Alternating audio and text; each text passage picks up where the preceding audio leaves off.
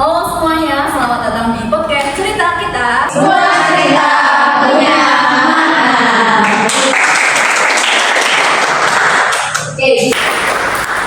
Oke, di sini kita akan membahas berbagai kisah, pengalaman dan juga inspirasi dari orang-orang hebat di sekitar kita. Karena setiap pengalaman hidup selalu menyimpan pelajaran yang berharga. Oke, saya di sini Enda Sriwahyuni dan di samping saya ini adalah narasumber kita yang luar biasa sekali. Kak, boleh perkenalan nggak sih Kak? Oke, baik. Perkenalkan, nama saya Sri Rahayu. Di sini saya biasa dipanggil Ayu. Terus sekarang saya duduk di semester 6 di Universitas Tidar.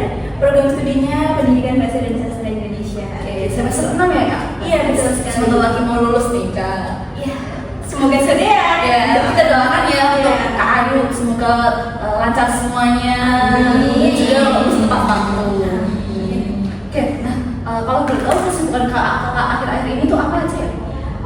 Kalau kesibukan akhir-akhir ini paling cuma kuliah aja sih. Soalnya kayak dari semester-semester sebelumnya itu udah ngerasa capek banget karena udah ngerasa sibuk banget gitu ya. Terus kalau sekarang lebih fokus ke kuliah aja karena ya mengingat semesternya udah nambah, udah apa ya, udah semester 6 dan sudah saatnya untuk fokus terkait dengan tugas akhir sih gitu.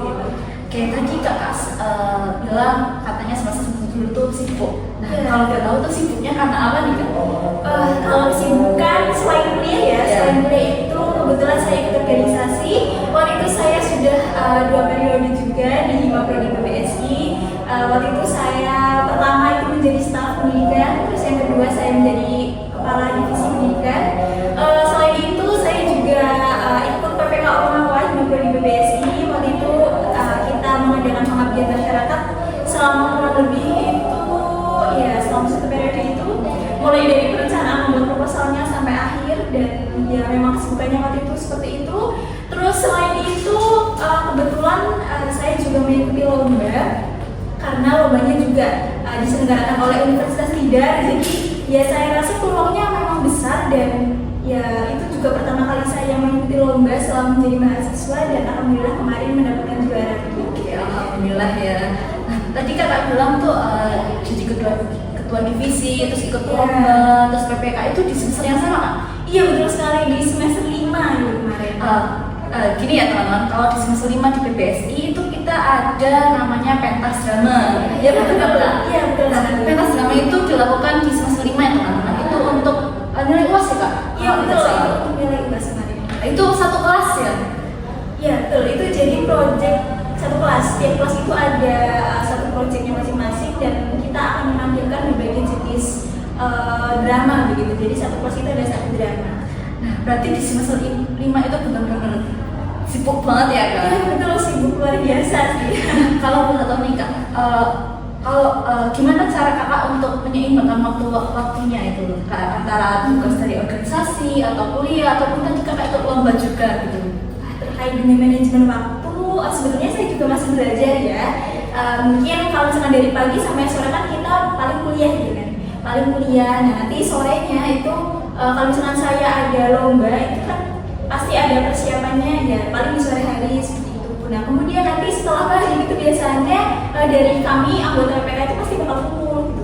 Dan waktu itu juga kumpulnya sampai tengah malam seperti itu. Dan untuk kumpul PPK juga kan sepertinya nggak setiap hari ya, pasti ada jedanya seperti itu. Nah untuk jedanya ya paling kalau tidak ikut lomba apa ya, ikut membuat LKTI-nya kan kita kan perlu menentukan judul dan lain sebagainya. Terus selain itu juga sering banget kayak apa ya, buat ngerjain tugas lah sebisanya kayak gitu. Jadi kalau misalnya ada waktu luang kita gunain buat ngerjain tugas. Terus selain itu paling ya cuma kuliah, terus nanti ngurusin lomba, terus nanti malamnya itu biasanya ngurusin PPK seperti itu. Nah kemudian untuk weekend itu biasanya kan karena kita sudah mengabdi di masyarakat ya, waktu itu alhamdulillah lolos, maka ya untuk Sabtu Minggu itu pasti kita ada di desa seperti itu. Nah paling ya seperti itu sih, kayak 1 minggu pasti full. Nah untuk manajemen waktu ya mungkin kita lebih pintar untuk memprioritaskan sesuatu aja sih.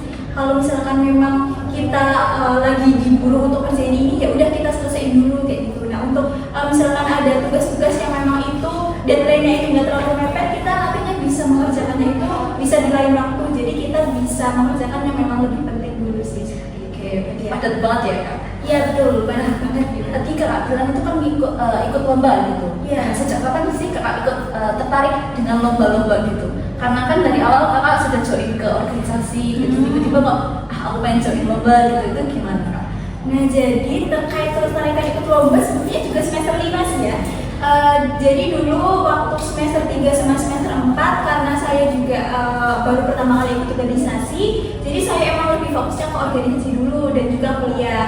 Nah karena apa ya, di semester 5 itu apa ya, saya pikir saya belum mendapatkan prestasi apapun nih selain organisasi dan juga kuliah. Maka waktu itu saya juga inisiatif untuk mengajak teman saya untuk ikut lomba, ayo join lomba ini dong. Ini kan juga dari universitas tidak kemungkinan bakal lolos kayak gitu. Maksudnya ya bukan pasti lolos, tapi emang kemungkinannya itu lebih besar bakal lolos kayak gitu kan, daripada kalau misalkan lombanya itu dilaksanakan dari universitas lain seperti itu. Nah maka ya itu jadilah ikut lomba, dan lombanya itu kemarin ikutnya LKTI, lomba karya tulis ilmiah sama ISA ya.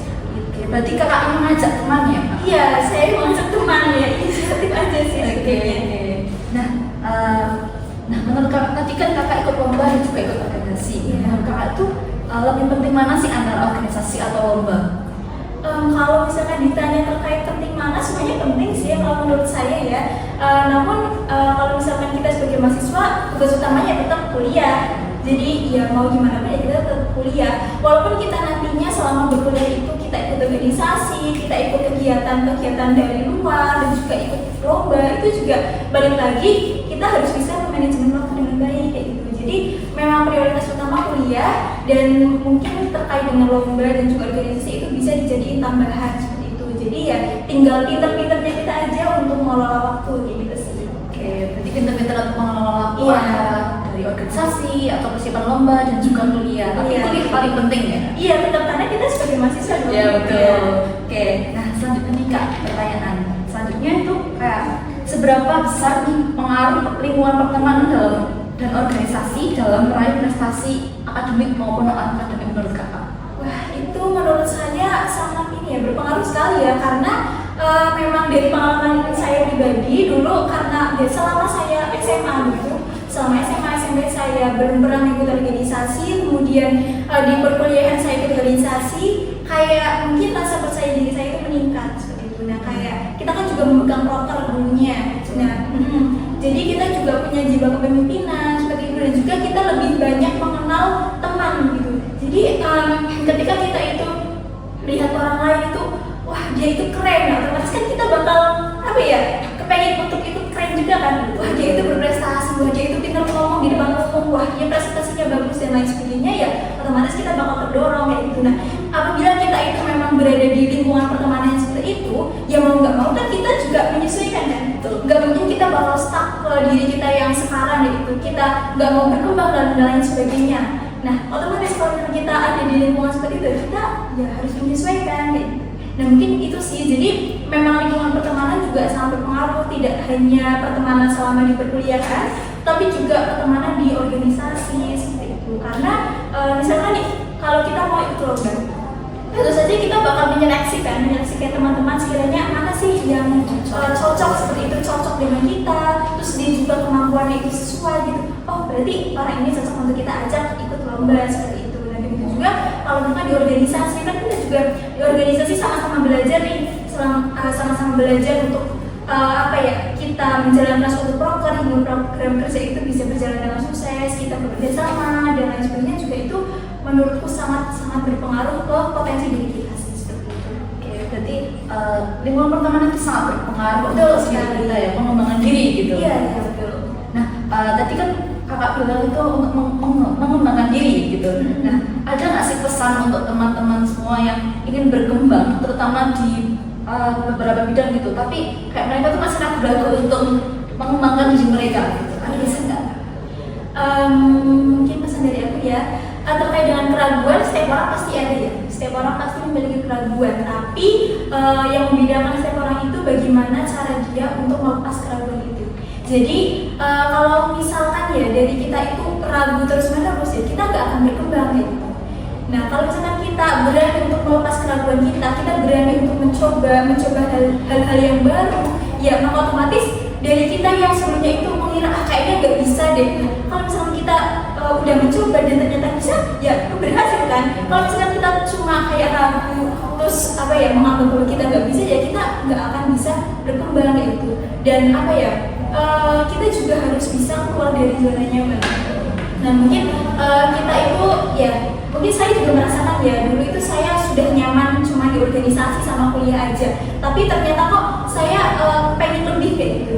Saya rasa belum bisa mengeksplor secara lebih luas, ya maka dari itu kebetulan saya akhirnya berinisiatif untuk mengajak teman saya ikut lomba, dan itu juga bisa menambah pengalaman saya. Dan saya juga waktu itu sangat ragu ya jujur, karena saya nggak pernah membuat LKTI, terus saya belum pernah membuat isai yang emang benar-benar itu untuk lomba. Wow, itu benar-benar baru pengalaman pertama. Tapi karena saya juga alhamdulillah itu dipertemukan sama teman-teman yang emang mereka itu berpotensi dan juga bisa mendukung kita untuk bisa ikut lomba bareng-bareng, ya itu salah satu yang patut disyukuri itu seperti itu. Jadi jangan sampai keraguan itu mengalahkan diri kita itu untuk berkembang. Itu aja sih. Jadi intinya tuh keluar dari zona nyaman. Berani untuk mencoba hal baru seperti itu. Nah, pertanyaan terakhir nih Kak dari aku. Apa sih goals atau tujuan kakak di hidup kakak ini? Kalau tujuan hidup pasti kan bertambah ya. Kayak mungkin untuk tujuan saya yang sekarang, karena mengingat sudah semester 6, mungkin saya lebih berfokus untuk mengejar tugas akhir saya sih.